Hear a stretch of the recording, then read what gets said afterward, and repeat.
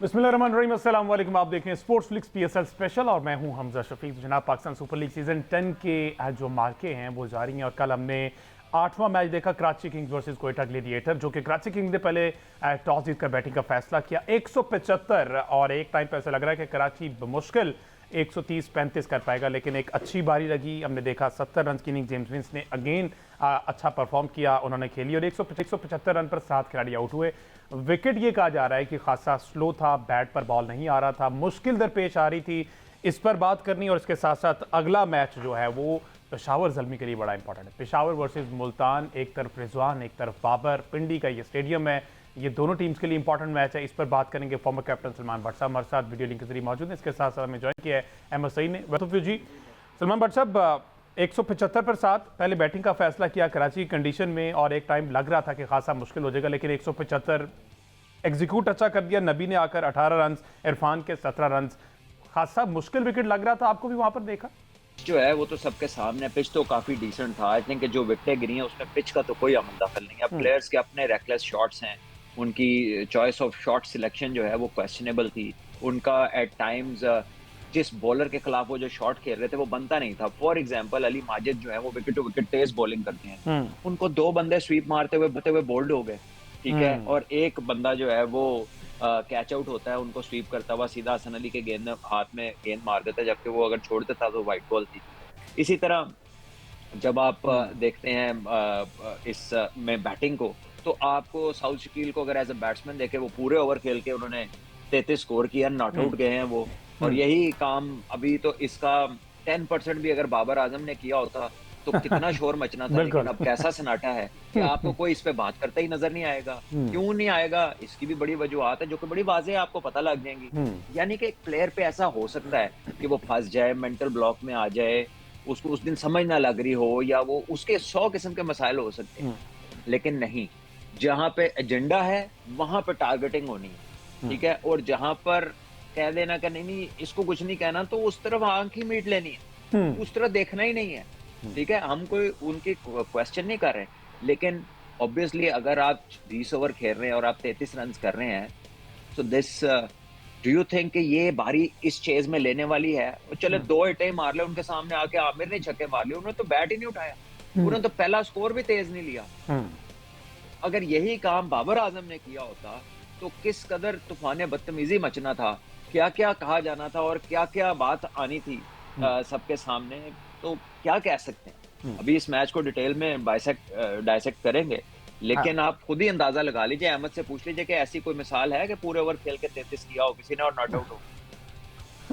ये बट साहब, मैं कल रात से ना मुख्तलिफ चैनल देख रहा हूँ और वो तमाम एनालिस्ट जिन की तरफ आप इशारा करना चाह रहे हैं इनडायरेक्टली, मैं कोशिश कर रहा हूँ किसी की तरफ से कोई एक स्टेटमेंट मुझे ऐसी सामने आ जाए जो उसी पैरामीटर के मुताबिक हो, जिस पैरामीटर के मुताबिक वो बाबर आजम को जज करते हैं। मैं अभी तक उसको तलाश करने में कामयाब नहीं हुआ हूँ और मेरा ख्याल है कि ये पीएसएल की तारीख का एक मुनफरिद वाक़या है कि एक प्लेयर जो है वो 20 ओवर खेल गया, उसने कुल 33 रन किए हैं। पहले 11 ओवरों में साउथ शकील ने सिर्फ 19 बॉल्स फेस की, जबकि उन्हें मतलब nothing against south Shakeel, he is excellent batsman. मैं साउथ की बहुत रिस्पेक्ट करता हूँ, साउथ की कोलंबो वाली इनिंग्स की वजह से, उनकी मुल्तान में स्पिनिंग ट्रैक के ऊपर उन्होंने बहुत शानदार बारी ली थी। अहमद साहब, हम सब करते हैं, वो पाकिस्तान का प्रीमियर बैटर है test match cricket, no doubt. Pakistan की क्रिकेट का वाइस कप्तान है, खूबसूरत खेलता है। मैं ये कह रहा हूं कि कई दफा प्लेयर्स पे मुश्किलात आ सकती हैं, मेंटल ब्लॉक आ सकता है, 100 रीजन हो सकती हैं, लेकिन नहीं, जहां बात करनी है वहां अन्य बात तीर चलाने हैं, और जहां नहीं करनी आंख ही मीट लेनी है। क्या कोई लाइन, कोई लफ्ज, कोई इशारा कुछ सुना आपने कहीं पे? ना, बिल्कुल भी नहीं। और ये एक मैं ख़ास तौर पर ये भी इंतज़ार कर रहा हूँ कि एक मतलब एक ख़ास जो मतलब एक एजेंडा है, एक ग्रुप है जो रियल टाइम डेटा की बुनियाद पर लोगों के परफॉर्मेंसेस को जज करता है। तो वो रियल टाइम डेटा का मंजन आज किधर था? जो आप मतलब ये तो मैच भी कराची में था, सब कुछ सामने था, तो मतलब जिस पैरामीटर के मुताबिक आपने बाबर आजम को जज कर करके 3-4 साल उसको उस मेंटल कंडीशन में ले आए हैं कि अब उससे वो गेम भी नहीं हो जो वो करता था, और वो गेम वो कई सालों से बेहतर करता था। तो उसके मुताबिक अगर आपने जज करना है तो फिर अब शुरू करें बोलना। फिर हॉट फेवरेट है ना साउथ शकील उनके, और वो तो चाहते थे कि साउथ शकील जो है ना कप्तान भी बन जाए टेस्ट क्रिकेट में, वही कप्तान हो गए। टेस्ट में जरूर बने, टेस्ट में जरूर बने, ओडीआई में कप्तान, वाइस कप्तानी की बात है, और अब तो T20 में भी एडजस्ट करने के लिए पूरी कोशिश की जा रही है। अच्छा है, अगर परफॉर्म करें तो पाकिस्तान क्रिकेट को और क्या चाहिए, हमें पाकिस्तान क्रिकेट से अच्छी परफॉर्मेंसेस चाहिए, जीत चाहिए। एट द एंड सभी हम पाकिस्तानी हैं, वो सारे लड़के हमारे हैं, और हम ये नहीं कहते कि कोई बाबर के खिलाफ है या कोई साउथ के हक में है। अगर जितवा के देंगे तो हम सब उसी के हक में। तो ये एक बहुत बड़ा सवालिया निशान उन माफिया के लिए, उन लोगों के लिए, उस लॉबी के लिए जो एक को ही टारगेट करते हैं, दूसरे पर कोई बात नहीं करते। अच्छा, कराची किंग्स की टीम साइफर्ड ने जनाब 27 रन की इनिंग्स के लिए, चूंकि साउथ शकील की बात हो रही है तो साउथ ने कल आते ही क्या प्यारा बॉल किया, वो बिल्कुल जिस तरह से डिसीव हुए, उनको समझ नहीं आया ये बॉल आया कहां से और गया कहां पे। अहमद, कल उन्होंने 3 ओवर किए हैं साउथ शकील साहब ने। जी, साउथ ने कल 3 ओवर किए, तो 3, और उसमें हमने देखा है कि पहली विकेट उनकी वही है टीम वो दूसरी बॉल पर जो दूसरी बॉल बहुत प्यारा सलमान भी, इससे पहले भी साउथ शकील बैटिंग बॉलिंग कर लेते इस तरह की, या फिर ये ऑप्शनल बेस जहां जरूरत पड़े, और कल विकेट जो काफी ज्यादा टर्न मिल रहा था इस वजह से उन्होंने अपने आप को यूटिलाइज किया। देखिए वो मैचअप भी बनता है ना, राइट हैंडर्स के अगेंस्ट लेफ्ट आर्म आ जाते हैं, वो बॉल एक अच्छा जरूर हुआ, लेकिन उसके अलावा जो विकेट्स गिरी हैं, जैसे अली माजिद ने जो आउट किए हैं, जिस तरह कह लीजिए कि आउट हुए काफी सारे प्लेयर, तो वो कोई विकेट का कमाल नहीं था ना, वो कोई आउटस्टैंडिंग बॉलिंग थी, लेकिन यस उसमें बैटर्स की शॉट्स जो थी, शॉट सिलेक्शन जो थी, वो इससे बहुत बेहतर हो सकती थी।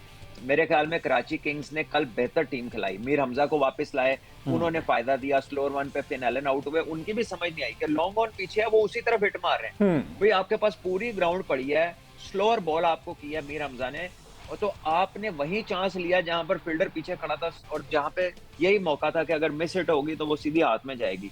उसके अलावा आप देख लीजिए कि जो नाफे की विकेट गिरी, हसन अली को पीछे गेंद था, अच्छा गेंद था, उन्होंने रूम नहीं दिया, लेकिन ये प्लेयर्स हमारे जो हैं वो ये नहीं सोचते कि फील्डर कहाँ खड़े हैं, वो इंस्टिंक्टिवली जो है ना शॉट खेल देते हैं। ठीक है, आपके इंस्टिंक्ट्स डेवलप होते हैं जब आप किसी चीज की प्रैक्टिस करते हैं, लेकिन जो अडेप्टेबिलिटी है बेसिकली वो तो यही है कि आप मैच में अंदाजा तो आपको कि फील्ड कहाँ खड़ी है और मैंने किस बॉल को कहाँ खेलना है। अगर आपको ये नहीं पता, इसका मतलब है आपकी बेसिक स्कूलिंग जो है बैटिंग की वो कंप्लीट ही नहीं है, आपको इल्म ही नहीं है कि कहाँ फील्डर है, मैं क्या शॉट खेल रहा हूँ। अब हसन अली को अगर आप ये थर्ड मैन की तरफ खेलेंगे तो वो शोएब अख्तर या विराट कोहली तो नहीं है कि जो छक्का ही होगा, वो तो सीधे हाथ में जाएगी, क्योंकि वो तो पेस वो वाली नहीं है। अभी इस करंट पूरी पीएसएल के अंदर कोई शायद ही कोई ऐसा बॉलर हो कि जो आप कहें कि जिसको ये शॉट खेलें और वो बाउंड्री से बाहर चला जाए, अनलेस के बाउंड्री 50 मीटर की। तो आप ये शॉट खेल रहे हैं और तो आप तो सिर्फ ये होप कर रहे हैं कि वहां पे कोई बंदा ना हो, या वहां चली जाए जहां पे नो मैन्स लैंड है, वहां पे कोई फील्डर ना हो। तो आपकी जो बेसिक अवेयरनेस है उस पे सवालात उठते हैं, आप अंदर कर क्या रहे हैं, टीम की सिचुएशन क्या है। यानी कि आपने रन रेट आपने देखना है, अभी टूर्नामेंट का आगाज है, आप पिछला मैच भी काफी रन से आ रहे हैं, आप कोशिश ही नहीं कर रहे। आमिर ने आके 15 गेंदों में 30 कर दिया, उसने 2 छक्के मार दिए, उसके सामने कप्तान ने कोशिश भी नहीं की। हम ये नहीं कह रहे उन्होंने किया नहीं, हम कह रहे हैं उन्होंने कोशिश भी नहीं की। बिल्कुल ठीक, ये चीजें हैं ना। और अब आपके जो सवाल पहले छोड़ा जा रहा है कि अगर कोई क्लिप मिल जाए, अगर कोई थोड़ी सी कोई थथी जुबान से भी कोई बात करते हैं तो मुझे बता दीजिएगा।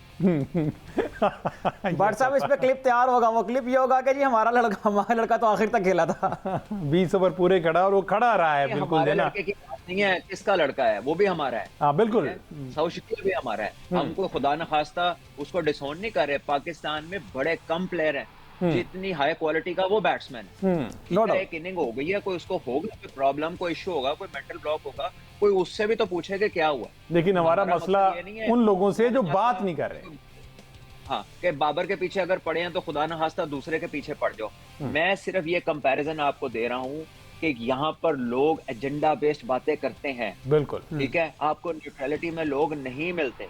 मेरे लिए वो भी वही हैसियत रखते हैं जो दूसरे रखते हैं। और ये 2 पाकिस्तान के प्रीमियर बैट्समैन हैं, इनके बगैर आपका कह ले कि आपके जो टॉप 6 है ना कंट्री में बैट्समैन, वो इन दोनों के बगैर कंप्लीट नहीं होते। तो अब हम अगर उनसे काम नहीं हुआ तो क्या करें, उसकी जान के पीछे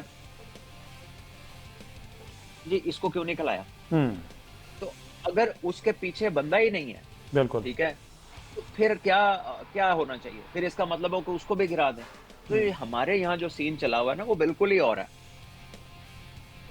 और सारे हाथ मुंह धो के एक के बंदे साउथ पीछे की बॉलिंग आपने तज़किरा किया, साउथ ने पिछले साल भी जो PSL का सीजन था उसमें भी उन्होंने 2 ओवर करवाए थे और 1 विकेट उन्होंने हासिल की थी। उनके अगर हम फर्स्ट क्लास में देखें तो साउथ ने फर्स्ट क्लास में भी 23 विकेटें हासिल कर रखी हैं, लिस्ट में भी 30 विकेटें उन्हें हासिल कर रखी हैं, तो मतलब बॉलिंग का एक्सपीरियंस उनका है। और ये एक अच्छा डिसीजन था कल उन्होंने जो लिया है वहाँ पर, जिसकी तारीफ मतलब करनी चाहिए। साउथ की बैटिंग के ऊपर तो हमने बहुत बात कर ली है, लेकिन मेरा ख्याल है कि ये एक बहुत मुनासिब डिसीजन था उस वक्त जो उन्होंने किया कि उन्होंने खुद से बॉलिंग करने का फैसला किया उस वक्त जबकि उस्मान तारिक अवेलेबल नहीं थे और वो एक अच्छा मैचअप भी बनता था उस बैट्समैन के अगेंस्ट, तो यहाँ साउथ की तारीफ बनती है। बिल्कुल ठीक है। अच्छा, और अगर कराची के ओपनर्स की बात करें, डेविड वार्नर सलमान भाई, हमने देखा कि 31 रन कल उन्होंने बनाए अगेंस्ट लाहौर कलंदर, वो 0 पे आउट हो गए थे, अगेंस्ट मुल्तान वो 12।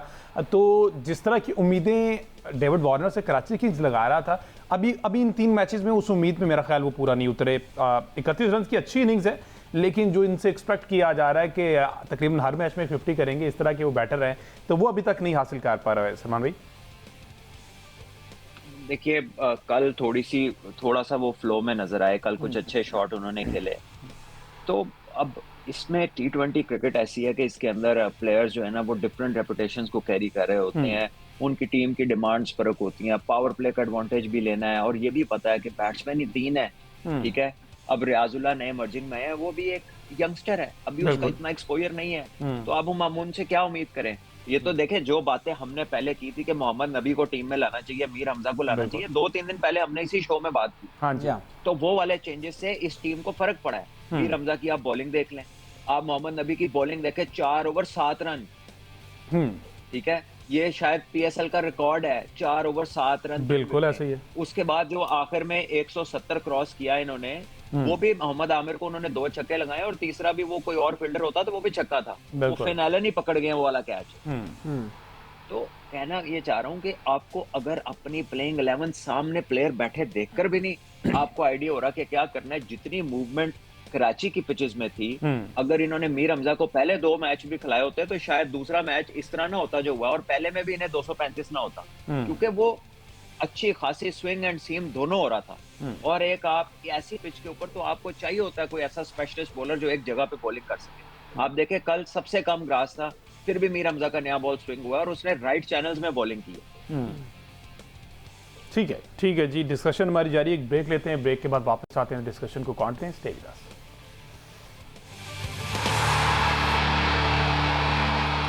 वेलकम बैक जी। बात हो रही पाकिस्तान सुपर लीग सीजन 10 की, जिसका 8वां match Karachi kings versus Quetta gladiator, और कराची अपना तीसरा मैच जीतने में कामयाब हो गया है। पहला मैच जीता, दूसरा हारा, तीसरा जीता। कोयटा के लिए खासी मुश्किल, 3 में से 2 मैच इस वक्त कोयटा ने हारे हैं। मसीह साहब वैसे 3-2-1 है, 2-1 है, 2 जीता। कोयटा की टीम ने पहला मैच पेशावर ज़ल्मी के खिलाफ खेला, जिसमें 200 रन बनाए थे, वो मैच जीत गए थे। दूसरे और तीसरे मैच में बिल्कुल इसी तरह हो गया। बहरहाल कोयटा की चूंकि बात हो रही थी सलमान भाई, कल कोयटा की फील्डिंग बहुत ज्यादा पुअर थी। हमने कैचेस सीधे कैचेस ड्रॉप, मैं ख्याल कल साउथ शकील का दिन नहीं था, कल साउथ ने सीधा कैच भी ड्रॉप किया। ओवरऑल अगर फील्डिंग की बात की जाए तो वर्स्ट फील्डिंग जिसे कह सकते हैं ना, कल कोयटा ने वो साबित कर दिखाया। ये साउथ शकील एब्सोल्यूट सिटर था जो वो ड्रॉप हुआ है, रन आउट भी उनसे मिस हो गया, और फिर वो रन आउट भी जो है वो जेम्स विंस का था, जिसके बाद वो 70 रन कर गए। तो फील्डिंग जो है वो डिफरेंस क्रिएट करती है। हमने ये देखा था कि विंस ने जो है वो फखर कैच गिराया था, तो वो डिफरेंस क्रिएट कर गए थे। और T20 क्रिकेट क्योंकि तेज़ बहुत होती है, इसमें इस तरह के जो हाफ चांस होते हैं उनको भी फुल चांस बनाना होता है, तो इन्होंने जो है वो आसान जो कैचेस थे वो भी छोड़े, रन आउट में मिस किए, जिसकी वजह से मेरा ख्याल है कि वो इस मुश्किल पिच को वो थोड़ा सा रन करने में कामयाब हुए।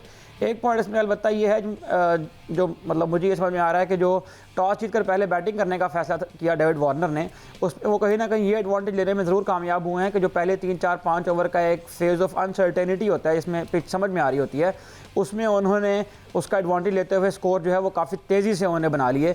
और जो पहले 6 ओवर का एडवांटेज था पावर प्ले का, बैटिंग के अंदर भी और बॉलिंग के अंदर भी, कराची किंग्स का जो पावर प्ले का एडवांटेज था वो मेरा ख्याल है कि डिफरेंस क्रिएट कर गया।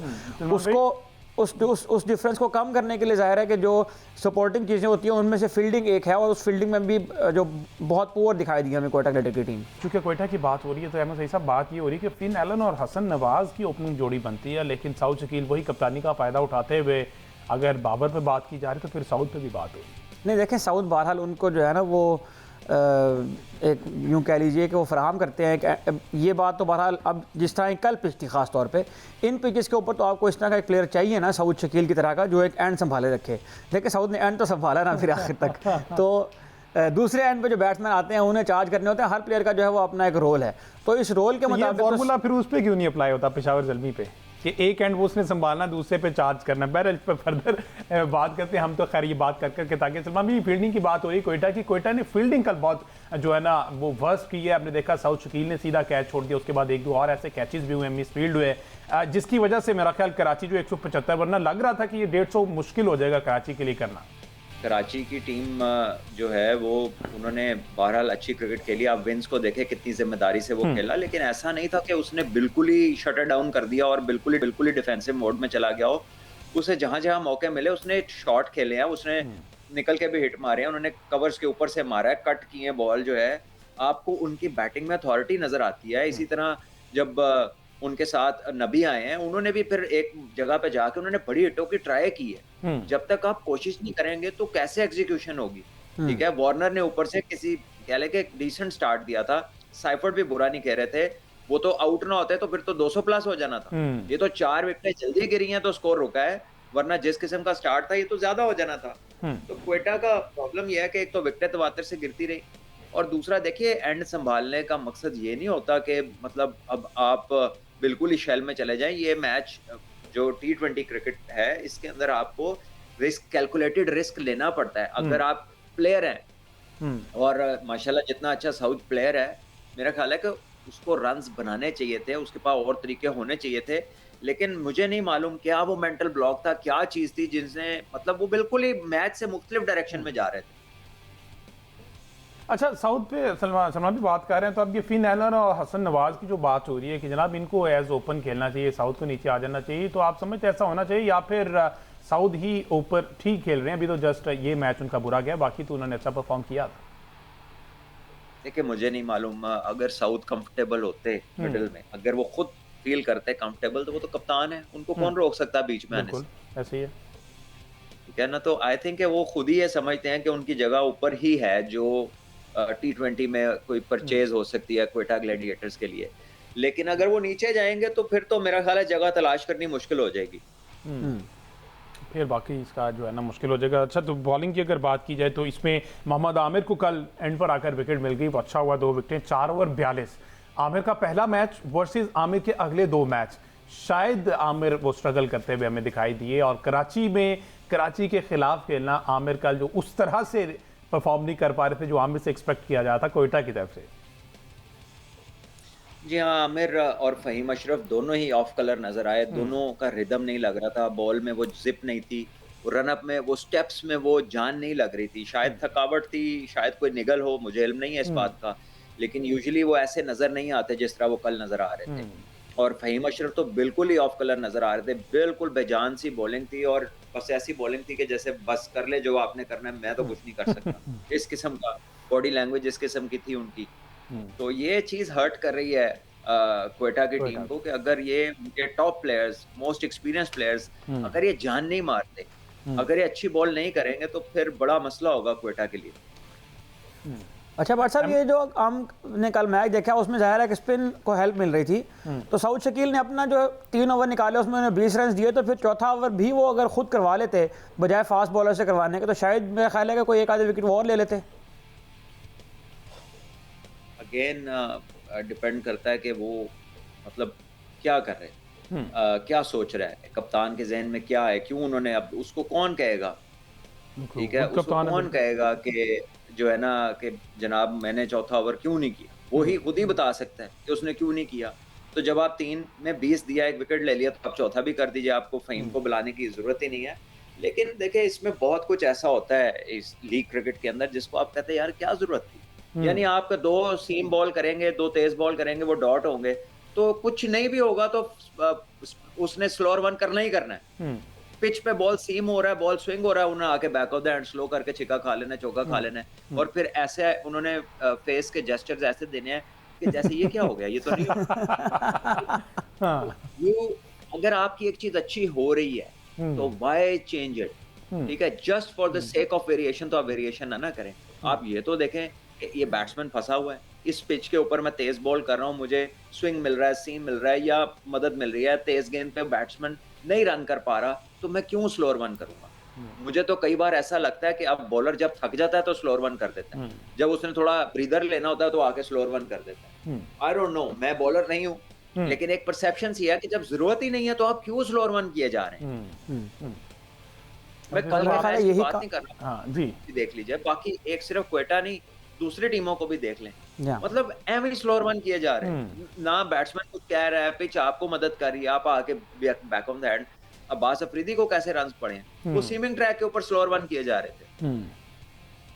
बिल्कुल और सही। यही काम मेरा ख्याल है कि मीर हमजा ने किया है, उन्होंने सबसे ज़्यादा डॉट बॉल्स किए हैं कल फास्ट बॉलर्स में। और मीर हमजा की हम इससे पहले बात कर रहे थे, तो मीर हमजा के बारे में मतलब ये बात कही जाती है कि वो मतलब इकोनॉमिकल होते हैं, लेकिन चूँकि वो उस तरह से विकेट्स नहीं ले पाते हैं T20 क्रिकेट के अंदर, तो इस वजह से जो है वो उन बॉलर्स को पिक किया जाता है जिनके स्टैट्स के ऊपर विकेट ज़्यादा लिखी हुई नजर आए।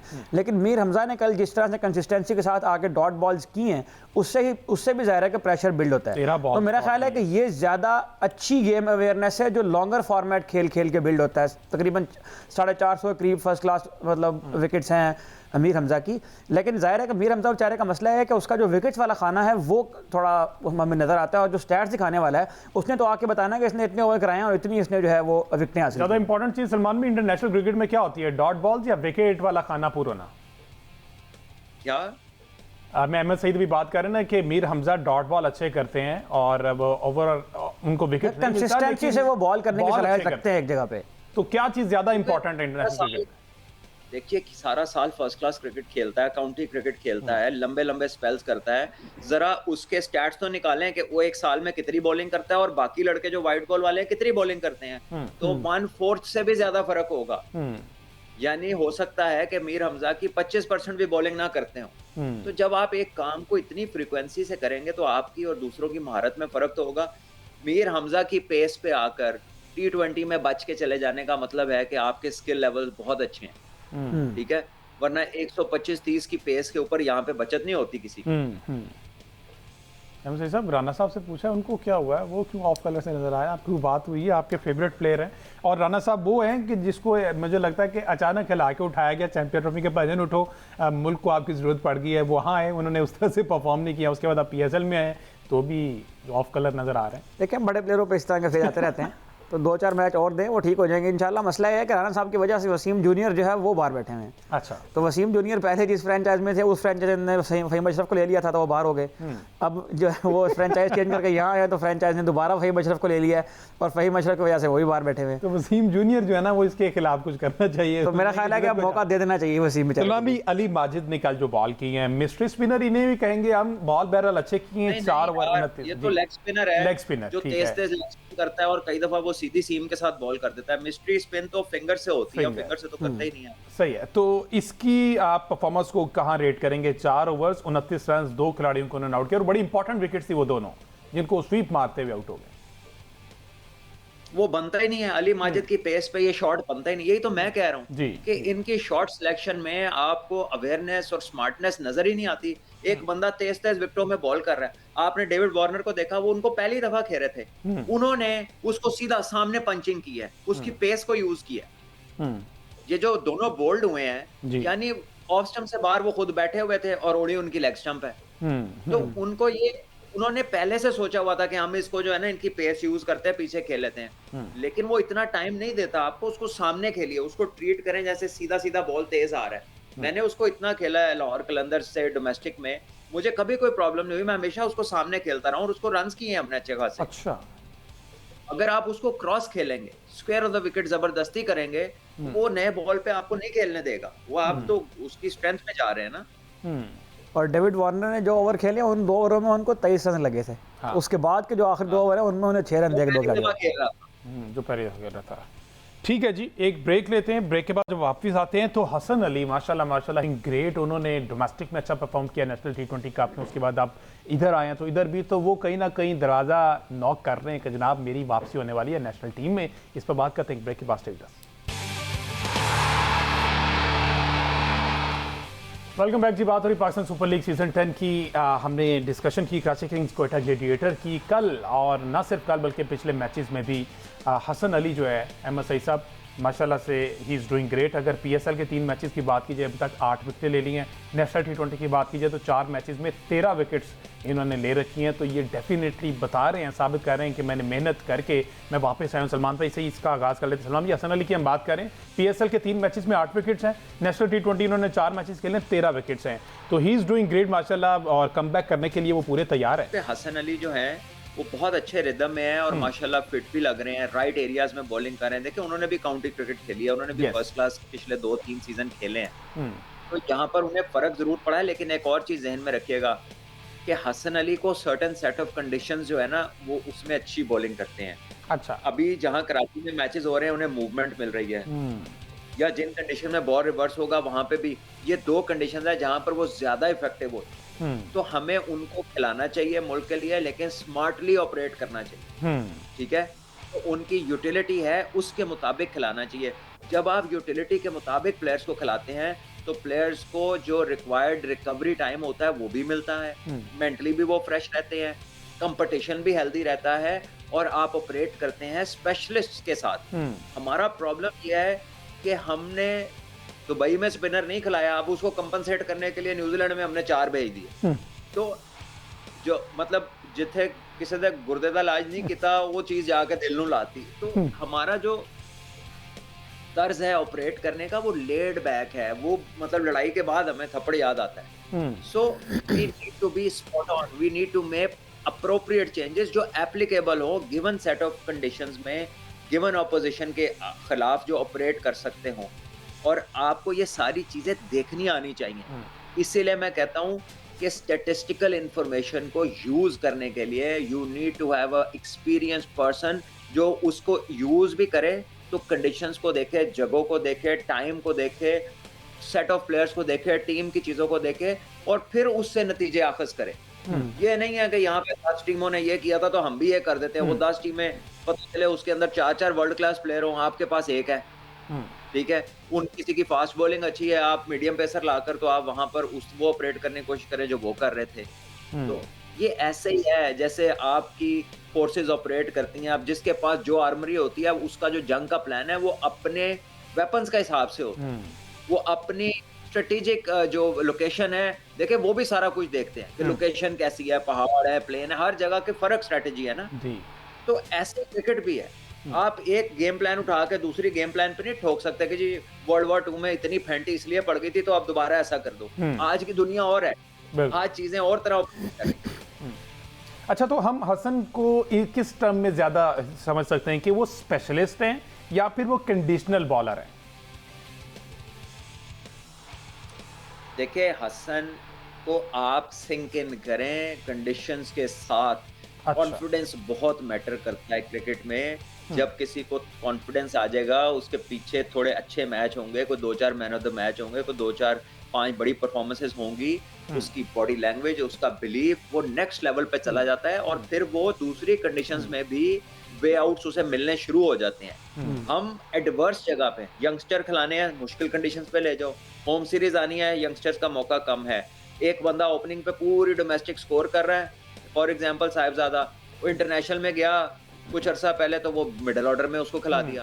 तो द पॉइंट इज कि जहां एप्लीकेबल हो किसी की स्ट्रेंथ, एक नया बंदा आप ला रहे हैं, उस बच्चे ने कई साल डोमेस्टिक में एज ओपनर हर फॉर्मेट में रन, अब आप अचानक उसे 5वें पे भेज, हाँ, अचानक उसे 5वें में भेजोगे तो फिर मसला तो होगा ना सही साहब। और यही बात मैं बेसिकली सलमान भाई से भी यही पूछा था कि मोहम्मद अली जो जिसे हम कहते हैं कि मुल्तान में अच्छा परफॉर्म करते हैं, बाहर निकल के उस तरह से परफॉर्म नहीं करते, तो यही मैं पूछना चाहता हसन, लेकिन वो कप्तान पे कि उनको किस तरह से यूज़ करता है। हसन आज जैसे मैं पहले भी बात करता कि उसकी कंडीशन कह सकते हैं, आपने कहा कि नहीं वो उस तरह से कंडीशनल बॉलर नहीं है, वो बाहर भी परफॉर्म कर सकते हैं, लेकिन ये जितना वाइजली कप्तान उन्हें यूज़ करता है ये मैटर करता है। जी हाँ, देखें हसन अली बहरहाल मतलब एक्सपीरियंस भी रखते हैं ना। अब जितनी क्रिकेट उन्होंने खेल ली है, और जब जिस तरह से भाट साहब ने कहा काउंटी क्रिकेट भी उन्होंने खेली है, तो इसका भी काफ़ी सारा फ़र्क पड़ता है। और ये अच्छा होगा अगर हसन अली अपनी परफॉर्मेंस की बुनियाद पर दोबारा पाकिस्तान की टीम में वापस आता है, क्योंकि पाकिस्तान की टीम में ज़्यादा जिस तरह का हमारा बॉलिंग का हाल हो रहा है पिछले कुछ अर्से से, तो अगर हसन अली वापस आते हैं और वो परफॉर्म करते हैं पाकिस्तान के लिए तो एक अच्छी बात होगी। अच्छा जी, आज के मैच की थोड़ी सी बात कर ली जाए। आज मुल्तान सुल्तान वर्सेस पेशावर ज़ल्मी। मुल्तान सुल्तान चूँकि अहमद सईद की बड़ी फेवरेट टीम रही है, और इस दफ़ा पता नहीं क्या हुआ कि उन्होंने मुल्तान को, रिजवान को छोड़ दिया और वो चल पड़े कोयटा की तरफ। बहरहाल उनकी दूसरी टीम भी हार गई कल। आज अहमद की पुरानी टीम जीतती है या फिर पेशावर ज़ल्मी जिसमें बाबर आजम है और बॉब्जी अहमद सईद के बड़े फेवरेट हैं। अहमद सईद साहब किसे देख रहे हैं फिर आज? देखें, मेरा ख्याल है कि ये दोनों, अहमद सईद ने हर टीम में एक बंदा रखा हुआ है, अगर वो दूसरी जीत जाए तो उस तरफ कुछ नहीं, मैंने तो आपको पहले दिन से कहा है कि मेरा ये स्टांस है कि टेबल जो है ना वो इतना टफ होना चाहिए आखिर तक कि जो तमाम के तमाम 6 टीमें हैं वो कंटेंशन में हो प्लेऑफ्स की, ताकि ज़्यादा तगड़े मैचेस देखने को मिलें, अच्छे मैचेस देखने को मिलें। अनफॉर्चुनेटली कि दोनों टीमें ऐसी हैं कि जो स्ट्रगल कर रही हैं मैचेस जीतने में।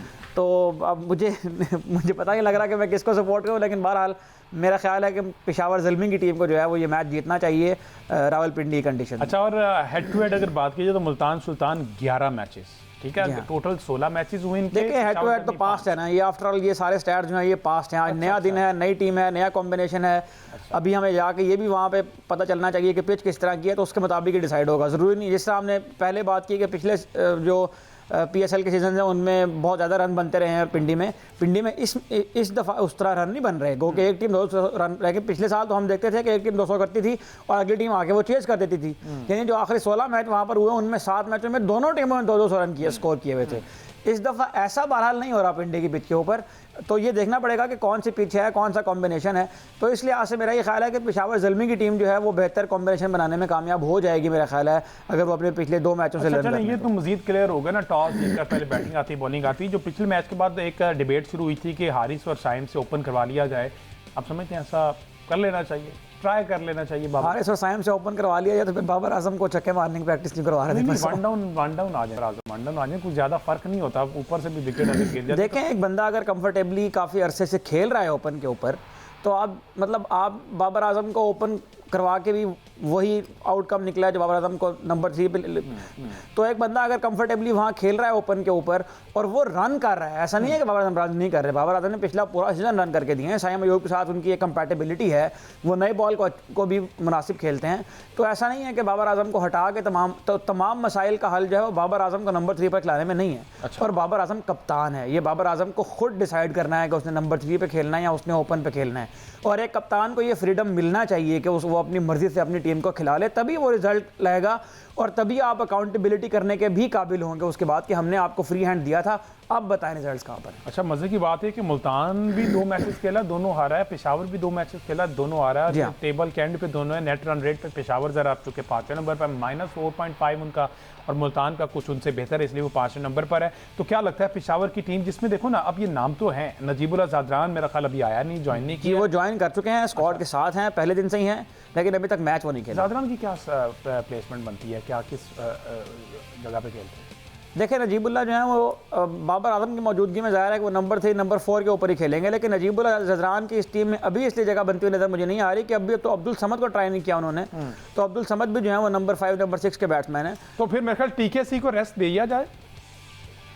नहीं, मुझे नहीं ऐसा लगता कि TKC को रेस्ट दिया जाए, क्योंकि 2 मैचेस खिलाने के बाद तो आप उस बंदे को ना आप रेस्ट दे सकते। और TKC देखें 10 मैचेस में हमेशा ऐसा होता है कि एक प्लेयर 2 या 3 मैच के अंदर परफॉर्म करता है, और कॉलर कैडमोर जो है वो कंसिस्टेंसी के साथ पिछले 2-3 सीजन में जब वो यहाँ पाकिस्तान में खेलने आए हैं उन्होंने 10 मैचों में 2 या 3 अच्छी इनिंग्स खेली हैं, और वो मेरा ख्याल है कि इस वक्त कंटेंशन में है नंबर 3 नंबर 4 स्पॉट के ऊपर, और वो सारे मैचेस, मुझे ये लगता है कि वो सारे मैचेस यहाँ पर खेल जाएंगे। अच्छा, मतलब कि अगर ये आज तीसरा मैच अगर खुदा ना खास्ता खैर जो भी इनमें से जीता, पेशावर फिर से हार जाता है, तो फिर भी TKC को बाहर नहीं। पेशावर का मसला बैटिंग का असल में है नहीं ना, पेशावर का मसला तो है बॉलिंग का। हाँ। बॉलिंग में उन्हें समझ नहीं आ रही कि हमने क्या कॉम्बिनेशन जो है वो खिलाना है। पहले मैच में 200 का स्टेटमेंट भी सामने है, वो मैं आपको पढ़ के बताता हूँ, उनके साथ है, चूंकि डगआउट में बैठे होते हैं। उन्होंने कहा कि बहुत अच्छी तैयारी है, 2 मैच के बाद जो है ना अब ब्रेक मिला था, वापस आकर अच्छा जो है वो खेल पेश करेंगे। पेशावर का बैटिंग और बॉलिंग में पावर प्ले गेम अच्छा नहीं चल रहा, ठीक है, 6 ओवर्स में 70 रन पड़ जाते हैं और बैटिंग करें तो 2-3 विकेटें गिर जाती हैं,